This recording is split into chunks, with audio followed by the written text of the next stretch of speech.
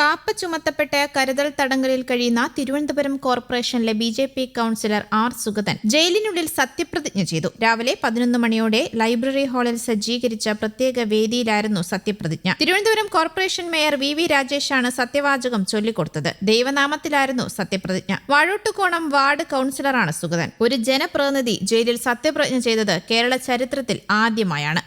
Thiruvananthapuram municipal കോർപ്പറേഷനിലെ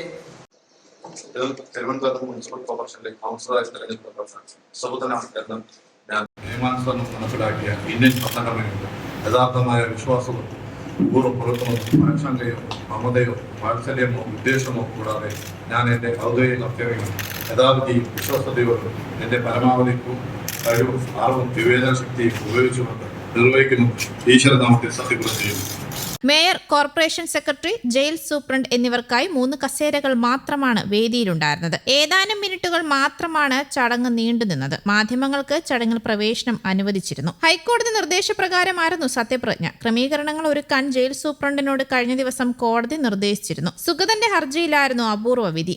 ദേവീദേവന്മാരുടെ പേരിലടക്കം നേരത്തെ നടത്തിയ സത്യപ്രതിജ്ഞ നിയമപരമായി നിലനിൽക്കില്ലെന്ന് കണ്ട് കോടതി റദ്ദാക്കിയ 20 ബി.ജെ.പി. കൌൺസിലർമാരുടെ പട്ടികയിൽ സുഗതനും ഉൾപ്പെട്ടിരുന്നു. മറ്റുള്ളവർ കോർപ്പറേഷനിൽ വീണ്ടും സത്യപ്രതിജ്ഞ ചെയ്തെങ്കിലും ജയിലിലായതിനാൽ സുഗതന് അത് സാധിച്ചിരുന്നില്ല. ജനവിധി മാനിക്കണമെന്നും ജനാധിപത്യ പ്രക്രിയ തടസ്സപ്പെടുത്തരുതെന്നും വ്യക്തമാക്കിയായിരുന്നു ജസ്റ്റിസ് പി.വി. കുഞ്ഞികൃഷ്ണന്റെ ഉത്തരവ്. കാപ്പ ചുമത്തിയതിനാൽ ഹർജിക്കാരനെ ഇപ്പോൾ പുറത്തുവിടാനാകില്ല. ജനവിധി അട്ടിമറിക്കാതിരിക്കാൻ അസാധാരണ സാഹചര്യങ്ങളിൽ അസാധാരണ തീരുമാനങ്ങൾ ആവശ്യമാണെന്നും കോടതി വ്യക്തമാക്കിയിരുന്നു.